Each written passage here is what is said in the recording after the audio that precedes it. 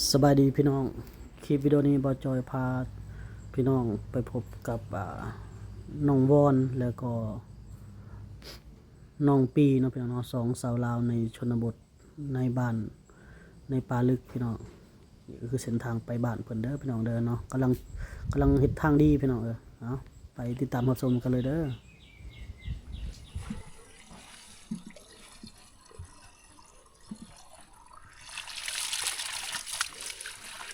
บอนสาวเพิ่นมาเอาน้ำกินพี่น้องน้ำกินบริน้ำเริ่มน้อยแล้วเนาะแต่ก็หลาย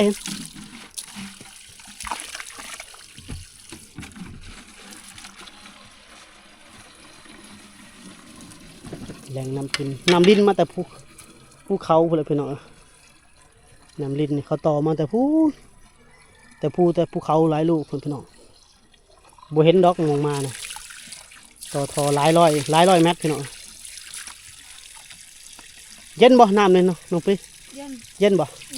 เอามื่อกินบ่ล่ะเอามื่อกินบ่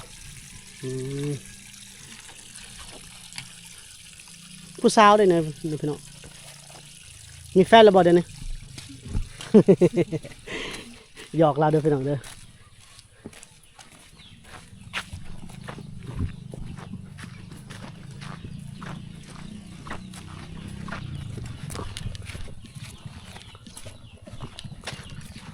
สาวลาวในชนบทพี่น้องนี่คือวิถีชีวิตของเขาเจ้า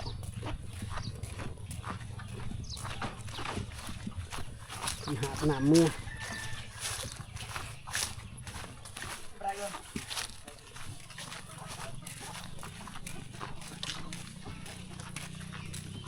อาบอยู่นี่บ่อาบอยู่น้ำนี่เมื่อกี้นี่บ่หรือไปอาบน้ำเซอาบน้ำเซเนาะอันนี้น้ำกินเนาะหล่ะเนาะ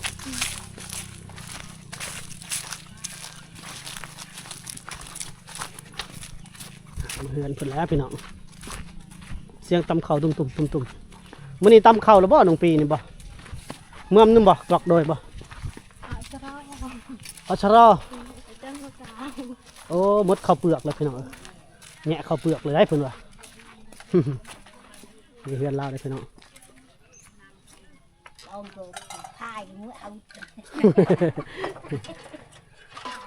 เอาเฮือนแล้วโอ้ยมาเอามาปินมาทั้งพี่นะยิงจุดนะนี่พี่น้องนี่มาจอดตั้งงานสิอันนี้คือ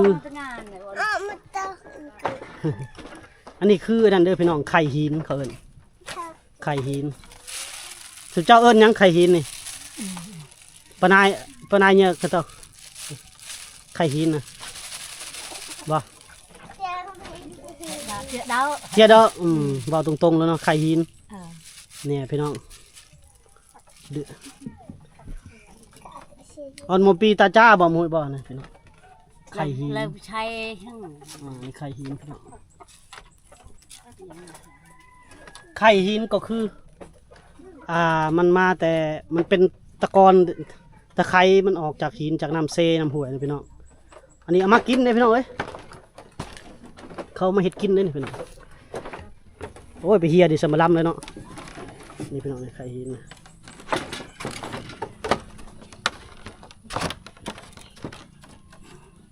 ตำขิง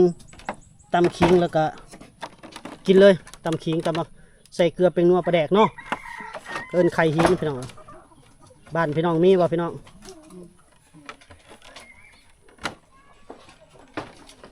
นี่เพื่อนน้องปีเพิ่นจะนอนใช้เจ้ากลางคืนจะไปนอนใช้บ่มันเบะและไหมเบะไหนอันนี้เฮือนเจ้ามันบ่เฮือนแล้วแต่ว่าเวลาไปนอนเราไปนอนเฮือนหมูอีกถือพีได้ทั้งผลเห็นบ่เจ้าของเจ้าโคตรเจ้านะเขาอันนี้คือสาวลาวในชนบทอันนี้สาวชนเผ่าพี่น้องน้องปีจักปีเลยเจ้านะดังบ่15 16ขอว่า18 ปีแล้วขอว่าหรือยังบ่ฮอดบ่เนาะโตประมาณจักปี ำนั้น ได้ประมาณ17 18ได้เยอะ สาวลาวชนเผ่าพี่น้องเพื่อนน้องเพิ่นก็ลำบากเพื่อนน้องเพิ่นก็ลำบากเลยพี่น้องเอ้ยเพิ่นก็คนยากจนอีกคนหนึงบ่มีไฟฟ้าอะไรในเฮือนเรา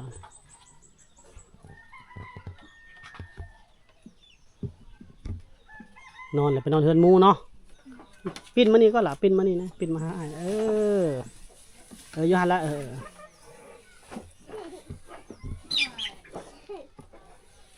ว่าจอยถามเพิ่นว่าบ่ได้ตำข้าวบ่มื้อนี้แล้วว่าข้าวเบิดแล้วเนาะข้าวเปลือกเบิดไว้เนาะบางครอบครัวก็จะกินได้ประมาณ3เดือนพี่น้องตั้งแต่เดือนก็ประมาณเดือนพฤศจิกายนเดือน11เดือน12ฮอดเดือน1เดือน2ก็หมดแล้วเขาให้บ่หลายเด้บ่ได้ตำข้าวแล้วเหรอซื้อข้าวสารกินบัดนี้ไปหาเงินได้ใช้ซื้อข้าวสาร อีปลาแต่ละเจิง Berapa cek puang sinya cang dao โอ้ขายมันสำปะหลังไปซื้อข้าวสารกินเนาะหมดเลยบ้านนี้เพิ่นน่ะจักสิฮอดหน้าฝนหรือบ่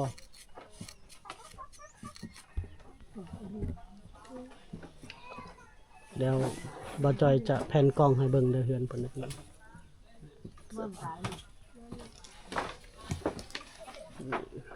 นี่ไม่มองไว้มองเฮ็ดอยู่เฮ็ดกินพี่น้องอันนั้นสิแม่นข้าวปูต้องเอาไว้เบิ่งลำบากหลายเราก็หมู่คู่เบิดเอาผัวมาเลยเนาะยาวอีกก็อยากแงะครับยังแต่เพิ่นเนี่ยยังบ่ทันได้เอาพี่น้องเจ้าก็อยากได้แล้วบ่ผัวน่ะยังบ่อีทบ่ก็อยาก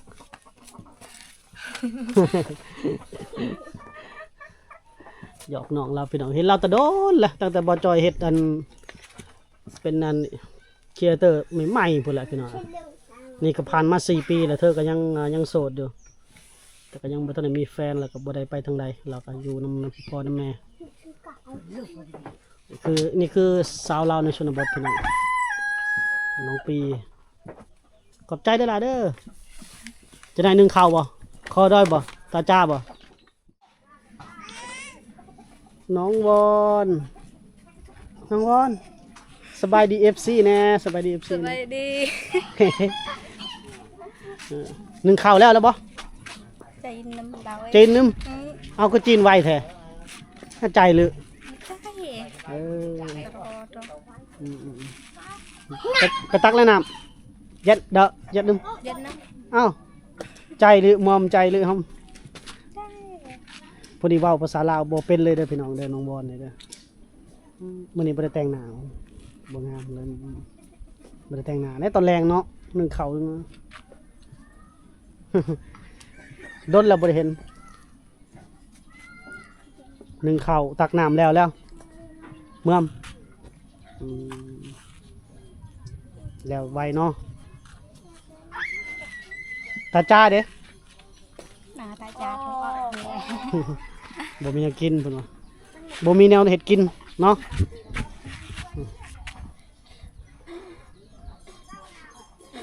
นี่แหละน้องบอลสาวลาวในชนบทพี่น้องน่าฟ้าดังเลยตุ่มๆสิได้เมื่อแล้วบ่จอยกับย่านนะพี่น้องไอ้บาดเนี่ยฝนตกใส่แล้วบาดเนี่ยทางยากแต่พี่น้องน่าจะตอนแรงๆหน่อยหนึงเสียงยังว่าเขาจูดให้พี่น้องน้องวอนนี่บ่ได้ไปไสเนาะตะบืนไปช่วยจ่ายเลยบ่ Coba อิดแซมบ่ละมอนบันละมอนเลี้ยงหลานเอาหลานพี่น้องเพิ่นก็เลยบ่ได้ไปหาอยู่หากินทางใดเนาะ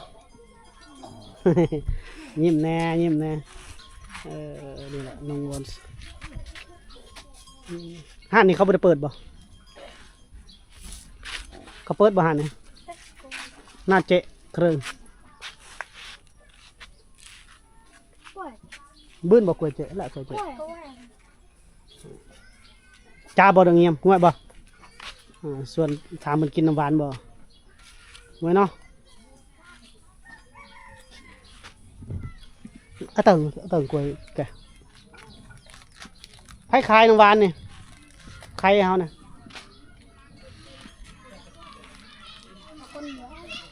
ห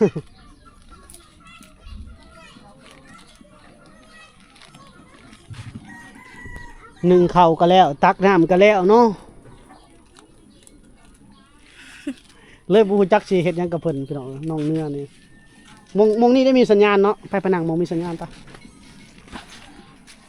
มืดฝนมาแล้วพี่น้องเอ้ยนี่หมู่บ้านน้องเนื้อมงเขานางลิ้นมงนี่แล้วพี่น้อง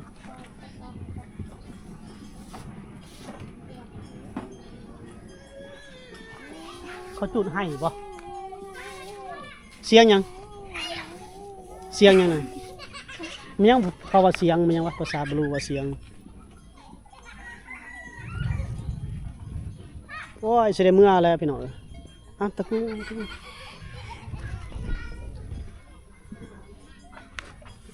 อยู่กับน้องเนื้อพี่น้องเขาก็บังเอิญผ่านมาทางบ้านน้องเพิ่นพี่น้องก็เลยแวะมาหาน้องเราเนาะบ่ได้เอายังมาตอนแต่ว่าสิหาซื้อน้ำซื้อในหมู่บ้านเพิ่นมาให้เลยพี่น้องเขาน้องเนื้อน้องบอลเนาะมื้อนี้สีค่ำๆหน่อยหนึงเพิ่นบ่ได้แต่งหน้าเนาะบ่แต่งก็งามพี่น้องเนาะ น้องเราเว้าลาวบ่เป็นเลยได้อพี่น้องเว้าลาวได้บ่น้อยหนึงได้บ่ได้นะยันเพิ่นอายนั่นแหละพี่น้องเว้าลาวสาวชนเผ่านี่หน้าตากับแบบนี้แหละพี่น้องหน้าตาซื่อๆบ่มีพิษบ่มีภัยดอกสุเพิ่นนะพี่น้อง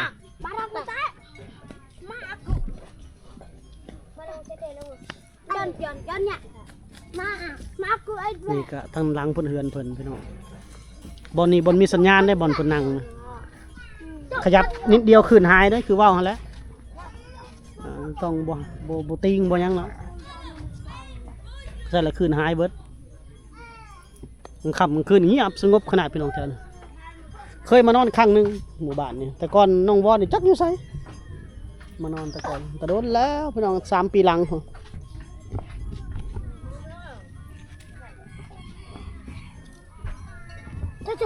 ฮ้อนบ่ฮ้อนบ่ มันยังบ่ฮ้อนลึกบ่ลึกเนาะลึกก็แปลว่าฮ้อนพี่น้อง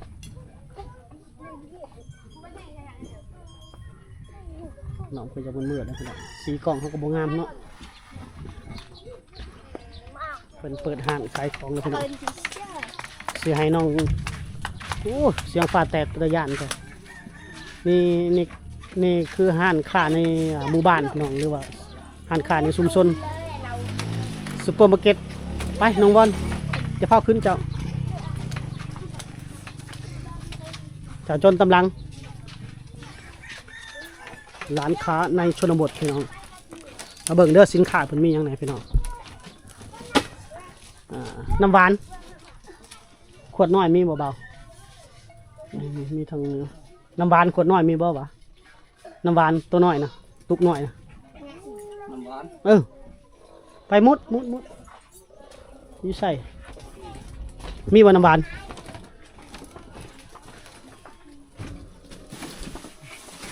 หาน้ำหวานนี่พี่น้องมีแต่เป๊ปซี่บ่เป๊ปซี่เป็นยังไงจะมักน้ำยังเอาเลยขอใจายให้ซุปเปอร์ฮอตบ่ไอ้ซุโม่บ่เอา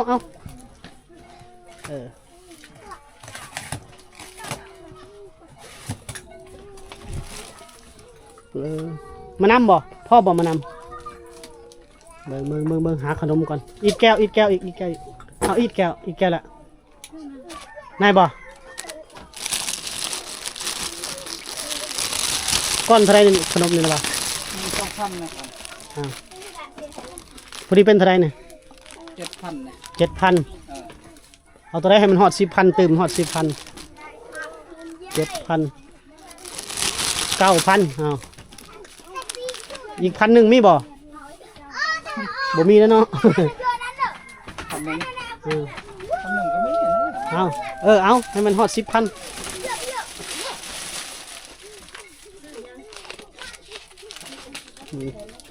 นี่พี่น้องซื้อขนมให้เพิ่นถุงยางก็บ่มีใส่ให้เราบ่มีบ่ไปลอง ซื้อขนมตอนเพิ่นก่อน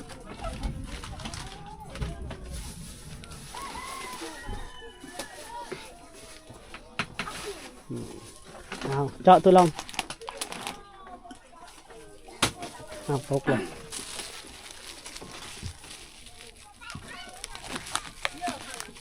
ซามาวาแล้วเนี่ยนี่ก็มือเดียวกันนี่ก็มันนำมาตีอ่า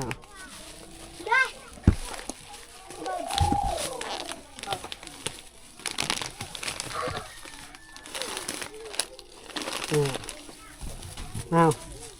จ้าไปแซงบาทหนึ่งยังแต่เงินทอนเฮา คนพัน 10,000 สาม ทอนจะพันทอน10,000ก็นั้นหมด ก็ชั่วโมงละ7,000นะ 7,000กับอันนั้นเป็น ละชี้5,000 ยังทอน เลิ เด้ กที่5,000 ยัง5,000ทอนค่อย5,000บ่ ทีละ ผู้ที่เป็นเท่าไหร่ 5,000น่ะจุงขนมช่องชามอ่ะ พ่อบ่หรือบ่พ่อ ในพ่อในมา ผู้ที่บ่หรือว่าทอน พ่อเนอะ ทอนเท่าไหร่ ตอนละ5,000ละ ขนมเท่าไหร่ นม5,000 5,000บ่ขนมนะ ช่องมัน 2หรือ3แล้วขนม ชามไหนอ่ะชามที่5ที่7 ก็แล้วเจ้าไล่อย่างแล้วจะทอนให้ค่อยเหลือเท่าไหร่ก็ กับช่อง เจ้าขายเครื่องเนาะก็บ่จักกัน 10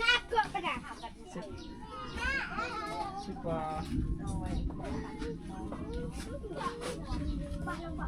12แม่นบ่ 8,000 ยัง 8,000เนาะ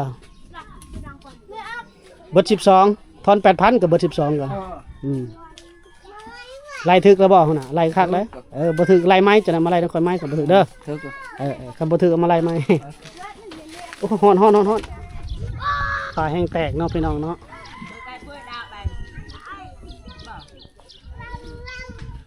แต่จะซื้อขนมอยู่นี่แหล้วพี่น้องบ่ได้ซื้อเข้ามาอีกเส้นทางก็มันถือเครื่องถือของยากนะคันบ่อองกระเป๋ายังสามารถถือขนมข้าวต้มเข้ามาได้พี่น้องกินได้แม่ขนมน่ะกินล่ะคนเฮ็ดเวียกแล้วมื้อนี้พี่น้องแซ่บเด้ขนมไข่กินแล้วหิวน้ำขนมนี่บ่จอยไทยเล็กน้อยก็จะเดินทางออกกันพี่น้อง ลมมาแล้ว ลมฝนว่าอยากได้อีพีหนึ่งถ่ายน้ำน้องๆเพิ่นเฮ็ดไหม ขนมฟิวล่ะขนมฟิวลมมาแล้วบอกคันเฮาวิทย์ตัวนี้ก็บ่นั่นดอกวิทย์ตัวเขาเฮ็ดทางใหม่นี่นะ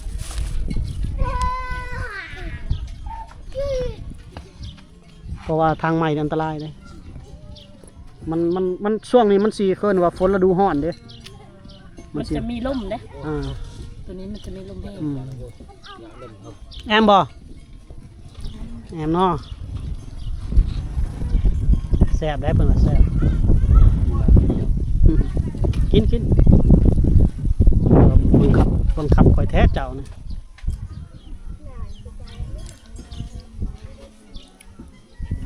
กินกระเสียหน่อยนะ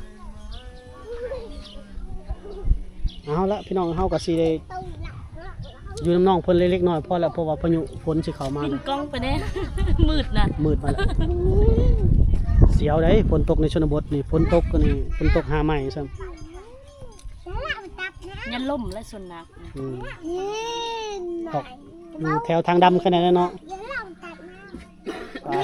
กลับก่อนพี่น้องกลับก่อนจูเด้อไอจูเด้อบาย น้องบ้าน ให้น้องกินน้ำ